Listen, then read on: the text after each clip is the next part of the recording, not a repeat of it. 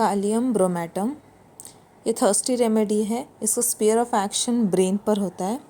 Common name potassium bromide, chemical formula KBr। Constitution, ये उन लोगों पे ज़्यादा सूटेबल होता है जो ज़्यादा जल्दी ओबेस हो जाते हैं, मोटे हो जाते हैं, और ये ज़्यादा करके बच्चों में सूटेबल होता है एडल्ट से कंपैरिजन में। मेंटल जनरल्स इसके इम्पॉर्टेंट है। फीट्स ऑफ अनकंट्रोलेबल वीपिंग, कभी भी अनकंट्रोल रोना शुरू हो जाती है। बहुत मिलानकोलिक डिल्यूजन्स इनमें दिखता है।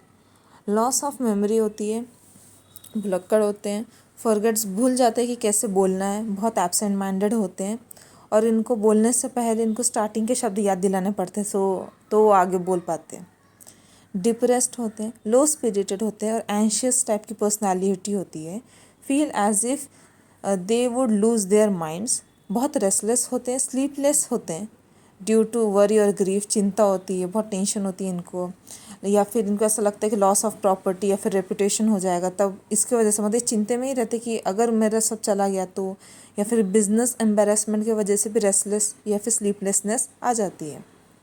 फिजिकल जनरल्स में ऐसा है कि नाइट टेरर्स ऑफ चिल्ड्रन, यहाँ पे बच्चे जब सोते हैं तब वो दांत चबाते हैं, ग्राइंडिंग टीथ इन स्लीप, या फिर चिल्लाते हैं, मोन्स, क्राइज, या फिर रोने लगते हैं सपने में ही, नींद में ही। हॉरिबल ड्रीम्स आते हैं इनको, और इनको अगर बोलेंगे कि सो जा बच्चा, कुछ नहीं है, मतलब उनको कंफर्ट देने से भी कुछ फ़र्क नहीं पड़ता। सोमनैम्बुलिज्म दिखता है, ये नींद में चल सकते हैं। हेड कंप्लेंट्स इनके ऐसे हैं कि ये फर्स्ट स्टेज ऑफ हाइड्रोसिफेलाइड में काली ब्रोम यूज़ हो सकता है। माउथ कैसा है? स्टैमरिंग है, बस रुक रुक के बोलते हैं, स्लो और डिफ़िकल्ट स्पीच इनमें दिखता है। काली ब्रोम कोलेरा इन्फेंटम में यूज़ होता है with reflex irritation of brain before refusion, और इनमें हमेशा डेली कॉलिक दिखता है इन्फेंट्स में, हमेशा 5 बजे। फीमेल रिप्रोडक्टिव सिस्टम में ऐसा है कि इनका नर्वस कफ है, और ज़्यादा करके प्रेगनेंसी में होता है ये, जो ड्राई होता है, हार्ड होता है, और ऑलमोस्ट इंसिजेंट, रुकता ही नहीं, कंटिन्यूस खांसी होती है, जिसकी वजह से अबॉर्शन का भी खतरा रहता है। नर्वस सिस्टम, अब ये नर्वसली रेस्टलेस रहते हैं, नर्वस तो रहते ही हैं, ये एक जगह बैठ ही नहीं सकते शांति से, इनको कुछ ना कुछ मतलब काम करना या फिर ये चलते रहना पसंद करते हैं। इनका फिंगर्स हो, हैंड्स हो, ये कॉन्स्टेंटली मोशन में होता ही है। फिजिडिटी हैंड्स, ट्विचिंग ऑफ फिंगर्स भी इनमें दिखता है। लॉस ऑफ सेंसिबिलिटी, मतलब सेंसेशन ही चला जाता है, जैसे फॉसिस में चला जाता है, नो सेंस होता है।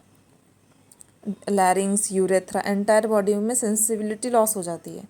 स्टैगरिंग और अनसर्टन गेट दिखता है इसमें हमें। Feel as if legs were all over side walk, इसमें इनकोऑर्डिनेशन ऑफ मसल्स दिखता है। नर्वस वीकनेस होती है या फिर पैरालिसिस होती है ऑफ मोशन, और नमनेस हमने देखा ही है। स्पाज्म, फ्राइट की वजह से होती है स्पाज्म, एंगर की वजह से होता है, या फिर इमोशनल कॉज होता है इन नर्वस प्लेथोरिक पर्सन्स। स्पाज्म पार्सुरेशन के टाइम में भी दिखता है, टीथिंग के टाइम में दिखता है, वुफिंग कफ, या फिर ब्राइट्स डिसीज़ में भी दिखता है। एपिलेप्सी कंजेनाइटल हो सकती है, सिफिलिटिक हो सकती है, ट्यूबरकुलर हो सकती है, और एपिलेप्सिक अटैक हमेशा 1 या 2 दिन मेंसेस के पहले अटैक आता है। न्यू मून के टाइम में एपिलेप्सिक अटैक आता है, और एपिलेप्सिक अटैक के बाद हेडेक स्टार्ट हो जाता है।